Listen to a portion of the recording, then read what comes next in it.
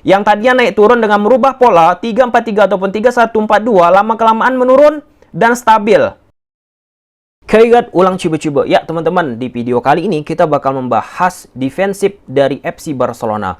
Ya, akhir-akhir ini Ronald Koeman menggunakan pola yang baru, strategi yang baru, yaitu 3-4-3 ataupun 3-1-4-2. Banyak yang bilang sistem pertahanan Barcelona udah bagus semenjak Ronald Koeman merubah pola ataupun taktikal FC Barcelona. Nah, di video kali ini kita bakalan membahas berdasarkan data. Nanti kita compare teman-teman dari musim 2018-2019 sampai musim sekarang 2020-2021 bagi Ronald Koeman. Dan dengan menggunakan sistem 3 back, apakah pertahanan Barcelona lebih baik atau tidak? Di video inilah terjawab. Mungkin teman-teman juga pernah mendengar kalimat seperti ini, bahwa pertahanan terbaik di sepak bola itu yaitu menyerang. Nah, perlu teman-teman ketahui juga bahwa pertahanan yang baik akan mampu menentukan suatu tim memperoleh gelar ataupun masuk ke momen-momen yang lebih baik dalam positioning di suatu liga domestik ataupun liga Eropa, teman-teman. Oke lah,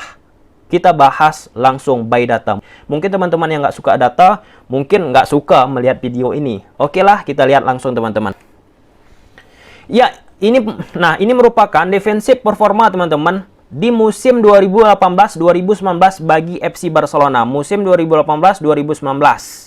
Rata-rata dibuat grafik ini teman-teman per setiap 10 match. 1 pertandingan, 10 pertandingan, 20 pertandingan, 30 pertandingan, 38 pertandingan. XG ini teman-teman merupakan angka harapan gol yang dilakukan lawan. Jadi peluang-peluang yang dilakukan lawan ke gawang Barcelona. Sedangkan ini teman-teman warna merah ini merupakan gol kebobolan Barcelona yang dilakukan lawan. Nah, jadi ini merupakan garis-garis dari FC Barcelona. Kita pertama masuk dari angka harapan gol yang dilakukan lawan ke gawang Barcelona. Warna kuning teman-teman. Di awal pertandingan musim 2018-2019, di sini masih stabil teman-teman, sangat baik. Kemudian perlahan-lahan Barcelona mengalami lini belakang yang suram sebab angka harapan gol bagi lawan ketika menghadapi Barcelona semakin tinggi semenjak match kurang lebih di 15 match pertengahan musim teman-teman. Nah, kemudian lama-kelamaan turun. Nah, salah satu faktornya teman-teman bisa disebabkan karena penjaga gawang yang baik ataupun perubahan dari lini belakang dilakukan oleh pelatih. Kemudian naik lagi teman-teman. Nah, di sini fluktuatif. Ada ketidakkonsistenan bagi lini belakang Barcelona. Kemudian lama-kelamaan menurun lagi, kemudian naik lagi teman-teman, kemudian turun. Nah, sampai situ jelas teman-teman ya. Ada ketidakkonsistenan lini belakang dari FC Barcelona. Nah, kemudian gol yang dilakukan lawan, teman-teman saksikan, warna merah garisnya teman-teman, sangat tinggi. Nah, di pertandingan-pertandingan awal, 1 match, 2 match, normal, masih bagus, stamina masih kuat. Nah, di sini makin lama-kelamaan, teman-teman, angka garis ini memperoleh sampai puncaknya di angka 1.5. Ini menandakan bahwa setiap match Barcelona kebobolan kurang lebih 1 gol di setiap pertandingan. Nah, di sini menunjukkan juga bahwa lama-kelamaan kebobolan di gawang Barcelona menurun teman-teman kan, drastis menurun. Nah, lawan juga secara sisi offense mengalami penurunan di match 20 akhir teman-teman, 20, 25 sampai 30, naik lagi, turun lagi. Ada ketidakmampuan dan ketidakkonsistenan dari lawan ketika menghadapi Barcelona di La Liga. Nah, membuat Barcelona juga kebobolannya semakin menurun. Nah, di sini teman-teman, kita bicara by data teman-teman. Mungkin harus lebih serius teman-teman melihat video ini. Nah, kemudian kita masuk ke 2019-2020. Nah, di sini di masa Quique Setién sudah masuk teman-teman. Nah, ini ada grafisnya teman-teman. Nah, di sini bisa teman-teman saksikan. Nah, di sini teman-teman, ketika lawan sangat mudah mencetak gol ke gawang Barcelona. Ingat teman-teman, grafis warna merah ini merupakan gol kebobolan FC Barcelona. Hampir sama, 1.5. Setiap match 1 gol terjadi ke gawang Barcelona. Nah, yang menariknya, XG yang dilakukan lawan, angka harapan gol yang dilakukan lawan ke gawang Barcelona sebenarnya relatif stabil teman-teman. Walaupun di pertengahan angka harapan gol, peluang-peluang yang dilakukan lawan ke gawang Barcelona mulai naik juga tetapi turun. Nah, di sini yang menandakan artinya teman-teman bahwa walaupun lawan sedikit membuat peluang ke gawang Barcelona. Secara efisiensi serangan, efisiensi mencetak gol teman-teman lebih relatif stabil, nggak terlalu puncak seperti grafis sebelumnya. Di sini Barcelona sering membuat hal-hal error, makanya walaupun grafik warna kuning ini stabil, gawang Barcelona mudah kebobolan teman-teman. Nah, di sini terjadi keefektivitasan permainan lawan ketika menghadapi Barcelona. Nah, ini terlihat ketika melawan lawan-lawan yang counter attack teman-teman.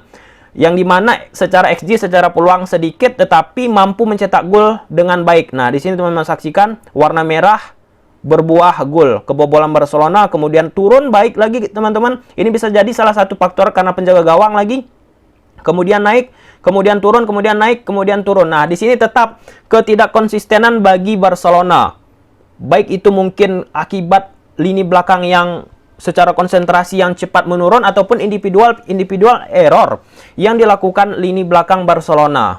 Nah, kembali di match ataupun musim 2018-2019 ketidakkonsistenan di sini juga 2019-2020 fluktuatif, naik turun, kadang stabil, kadang bagus dari sisi defense, kadang buruk, kadang ambruk, kadang hancur dari sisi defense. Dan ini merupakan 2019-2020 La Liga teman-teman. Di sini dari match 28 sampai 38 Barcelona kembali menjadi tim paling banyak kebobolan 7 gol dan 23 masuk guys. Nah, di match ini Barcelona mengalami masa-masa suram, yaitu ketika menghadapi ATM, Sevilla, Celta Vigo imbang dan Osasuna kalah. Again, kuncinya apa? Defense lagi. Bahwa defense itu menentukan gelar. Defense menentukan gelar. Kemudian kita masuk ke 2020-2021 Ronald Koeman teman-teman. Ingat, warna kuning XG. XG itu apa bang? Udah pernah aku buat video teman-teman, tapi nggak ada yang nonton. Nah, padahal penting banget tuh. XG itu warna kuning ini teman-teman, angka harapan gol yang dicetak ataupun peluang yang mampu dikreasi lawan ke gawang Barcelona. Sedangkan ini merupakan angka kebobolan dari FC Barcelona. Nah, di sini sudah mulai mengalami penurunan. Nah, kita masuk dulu di awal-awal musim teman-teman ya. Ini match 1 sampai match 28 kurang lebih ya. Nah, di sini Barcelona di awal-awal musim bersama Ronald Koeman tidak baik juga. Nah, di sini rata-rata peluang yang diperoleh dari lawan cukup tinggi, lama-kelamaan mengalami penurunan. Nah, peluang yang dilakukan lawan ke gawang Barcelona kemudian naik kembali teman-teman. Ini di antara match 7 sampai match 14 kemudian mengalami penurunan terus 21 di match 21 terus teman-teman, sampai dari data ini di match 28 kurang lebih mengalami penurunan dan stabil. Nah, ini semenjak dirubah pola. Nah, dari pola 4-3-3 teman-teman saksikan 2018, 2019, 2020 selalu tuh grafis XG ataupun warna merah kebobolan Barcelona naik turun. Nah, di sini teman-teman coba dirubah sistemnya oleh Ronald Koeman. Yang tadinya naik turun dengan merubah pola 3-4-3 ataupun 3-1-4-2, lama-kelamaan menurun dan stabil. Dan stabil di sini teman-teman. Angka grafiknya stabil. Angka peluang-peluang yang dilakukan lawan dan angka kebobolan FC Barcelona makin lama makin menurun. Dengan menggunakan 3 back, yang ketiga bertahan menggunakan 5 back. Nah, artinya ada sedikit mengalami perubahan ketika Ronald Koeman menggunakan pola 3-1-4-2 ataupun 3-4-3. Dari grafis ini aja gampang sekali membaca teman-teman. XG dan gol yang terjadi ke gawang Barcelona. Belum kita lihat di 20-30 match ke depannya. Apakah pola tersebut digunakan Ronald Koeman ataupun goyang Ronald Koeman dengan pola tersebut, belum tahu kita. Tapi kalau akhir-akhir ini teman-teman melihat data ini di 21 sampai 28 match dari grafik ini stabil, konsisten teman-teman. Kemudian bisa kita lihat ini merupakan open play. Shooting yang dilakukan lawan ke gawang Barcelona. Shooting secara keseluruhan 173 kali. Nah, ini merupakan gambarannya teman-teman ya. Warna ini gol, warna pink teman-teman. Nah, bahwa lawan lebih sering teman-teman, lebih konsen melakukan shooting dari dalam area kotak penalti. Nah, teman-teman saksikan yang bulatannya lebih gede ini teman-teman merupakan high XG. Nah, jadi semakin dekat ke gawang pemain tersebut melakukan shooting, angka XG-nya itu semakin tinggi. Ini udah aku bahas. Kalau teman-teman ingin menyaksikan apa itu XG, kembali scroll aja teman-teman. Kemudian ini yang kedua, kemudian yang ketiga, yang artinya dari arsiran ini teman-teman bahwa sasaran empuk bagi lawan ketika menghadapi Barcelona yaitu di dalam area kotak penalti, khususnya daerah sentral. Mudah banget diobok-obok oleh lawan untuk berbuah gol. 8 gol dari area ini teman-teman yang diarsir, 46 kali shooting, kemudian XG-nya berbuah 12.438. XG per shot-nya angkanya teman-teman 0.27. Cukup tinggi ya. Cukup tinggi. Nah, ini terus-menerus diekspos oleh lawan ketika menghadapi Barcelona. Nah, kemudian teman-teman, selain itu, titik kelemahan Barcelona yaitu di posisi Jordi Alba. Ini merupakan posisi yang paling sering diekspos lawan ketika menghadapi Barcelona. Tadi di sentral, sekarang di sebelah kiri. Kenapa ini tinggi-tinggi? Ini teman-teman lihat, no goal. Tapi bola tanah tinggi teman-teman, bahwa peluang bagus nih. 1 gol dari posisi tersebut. Ini gol warna pink teman-temannya. Nah, di sini membuktikan bahwa lawan sudah tahu bahwa posisi Alba itu merupakan titik lemah Barcelona. Ini teman-teman lihat di obok-obok lawan ketika di posisi Jordi Alba. Sangat jelas 1 gol diperoleh, XG 2.985, peluang banyak teman-teman, 2.9, luar biasa, 15 shooting, XG per shoot 0.19. Nah, selanjutnya kita lihat dari sisi corner kick, defense FC Barcelona. Jadi kita bagi menjadi 2 grafis teman-teman, posisi sebelah kanan, corner kick FC Barcelona, posisi sebelah kiri. Kita masuk ke grafis selanjutnya. Nah, dari posisi corner kick Barcelona sebelah kanan teman-teman, dari posisi penjaga gawang pastinya ya, lawan lebih sering melakukan dan meletak bola tersebut di posisi sentral, agak lebih sentral teman-teman, dan dekat ke tiang dekat pastinya dari penjaga gawang FC Barcelona, Ter Stegen, daripada di tiang jauh. Tidak ada lawan memanfaatkan hal tersebut. Nah, ini grafis-grafis ini teman-teman, seperti yang aku sampaikan bahwa ini perlu kutekankan ya. Ini merupakan sentuhan pertama kali yang dilakukan oleh pemain FC Barcelona. Bukan sentuhan kedua, sentuhan ketiga, dan 4. Tapi sentuhan pertama. Tetapi ketika sentuhan pertama, rata-rata Barcelona, pemain-pemain second line-nya sering melakukan miss individual error yang membuat kebobolan Barcelona. Tetapi kalau dari misalnya kita bicara tentang sentuhan awal, duel-duel FC Barcelona dari corner kick cukup bagus. Teman-teman saksikan di grafis ini teman-teman. Ini sentuhan tanda bintang, ini sentuhan lawan. Ini merupakan sentuhan lawan ya. Ini sentuhan warna merah nih, bintang merah nih baik FC Barcelona. Nah, dari grafis ini teman-teman saksikan bahwa sentuhan pemain FC Barcelona cukup banyak. Cukup lebih baik teman-teman daripada lawan.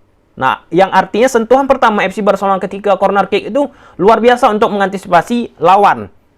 Sedangkan lawan memanfaatkan dari area-area corner kick pendek sangat minim teman-teman, lebih banyak di posisi langsung direct ke dalam kotak penalti. Kita lanjut. Kemudian ini di posisi tiang jauh yang seperti yang aku sampaikan tadi, lawan jarang melakukan hal tersebut, meletakkan bola corner kick dari sisi kanan, corner kick arah penjaga gawang teman-teman ya. Itu jarang dilakukan lawan untuk di tiang jauh. Kemudian di daerah dalam kotak kecil penalti, tentunya ini lawan sangat jarang mengekspos karena di sini Ter Stegen yang menguasai teman-teman. Nah, di sini tidak ada satupun lawan yang berhasil membuat peluang ataupun melakukan sentuhan. Sentuhan pertama ya, ingat teman-teman, sentuhan pertama. Kemudian kita masuk ke posisi sebelah kiri. Nah, posisi sebelah kiri ini kembali lawan jarang melakukan umpan pendek. Nah, yang menariknya kembali dilakukan dan meletak bola tersebut ke tiang dekat ataupun daerah tengah teman-teman. Kembali di arsiran tiang jauh, lawan jarang melakukan memanfaatkan hal tersebut. Ini bisa jadi salah satu faktor Ter Stegen yang ketika bola tersebut dilakukan ke tiang jauh, melakukan save ataupun melakukan blocking, ataupun pemain-pemain Barcelona lainnya mampu mengantisipasi hal tersebut. Nah, selanjutnya ini merupakan left side corner. Nah, ini tiang dekat teman-teman ya. Kembali, baik itu di posisi kanan corner kick, kiri corner kick, tiang dekat menjadi sasaran lawan. Lebih banyak sentuhan-sentuhan yang terjadi dilakukan oleh pemain lawan ketika menghadapi Barcelona. Dan ini merupakan daerah tengah, teman-teman, arsirannya bahwa Barcelona unggul ya untuk mengantisipasi yang dilakukan lawan ketika melakukan corner kick dari posisi kiri ke dalam kotak area kecil. Nah, selanjutnya kita masuk ke duel-duel udara yang dimiliki FC Barcelona. Nah, ternyata pemain-pemain Barcelona yang paling rajin melakukan duel udara per 90 teman-teman, yaitu Ronald Araujo, kedua Clement Lenglet, kemudian Gerard Pique, kemudian Busquets, Migueza, De Jong. Tetapi ini semua, khususnya Clement Lenglet teman-teman, tingkat keberhasilan, presentasi keberhasilan duel sangat rendah. Ini Clement Lenglet di posisi nomor 1, 2, 3, 4. Di posisi nomor 5 teman-teman, Clement Lenglet. Walaupun sering melakukan duel, tetapi tingkat keberhasilan sangat minor. Ronald Araujo peringkat pertama, tingkat keberhasilan hampir 70-75%. Kemudian Gerard Pique, Busquets, De Jong, Lenglet, dan Oscar Migueza. Nah, ini sebenarnya menjadi kelemahan. Kalau misalnya teman-teman menyimak bahwa ketika lawan, kalaupun ingin memanfaatkan bola-bola set piece, incar aja, ajak duel pemain-pemain tersebut. Oscar Migueza, ajak aja duel nih. Langsung aja bola corner kick ataupun set piece diarahkan aja ke posisi Oscar Migueza, Clement Lenglet ataupun Frankie De Jong. Nah, pasti terus-menerus dilakukan, diajak duel, ada setidaknya 1, 2, 3, 4 peluang yang bakalan terjadi gol. Karena rendah banget tingkat keberhasilan. Oscar Migueza 10%. Nah, ini menjadi titik sorotan nih. Kemudian ada Lenglet, kemudian ada De Jong 30-40%, teman-teman. Nah, tanpa mengurangi rasa hormat bahwa pelatih dari Barcelona sudah melakukan perubahan yang cukup baik, yaitu dari formasi menggunakan 4 back kurang lebih, teman-teman, menggunakan 3 back. Secara data, by data sudah mengalami perubahan, tetapi ada berbagai hal yang harus diperbaiki FC Barcelona, yaitu kesalahan-kesalahan individual error yang dilakukan pemain-pemain Barcelona ketika sentuhan kedua, sentuhan ketiga, baik itu dalam keadaan set piece ataupun lawan ketika ke gawang Barcelona. Banyak banget tuh ketika sentuhan pertama bagus, tetapi sentuhan kedua Lenglet salah, melakukan clearance, blocking, interception yang membuat Barcelona mengalami kerugian. Oke lah teman-teman, kalau pertanyaan apakah dengan menggunakan 3 back mengalami perubahan, jelas mengalami perubahan. Tetapi ketika Barcelona menggunakan 3-1-4-2 ataupun 3-4-3, dari sejarah offense juga mengalami penurunan. Oke lah, sampai sini aja videonya. Kalau suka teman-teman udah tahu apa yang harus dilakukan. See you di next video, bye.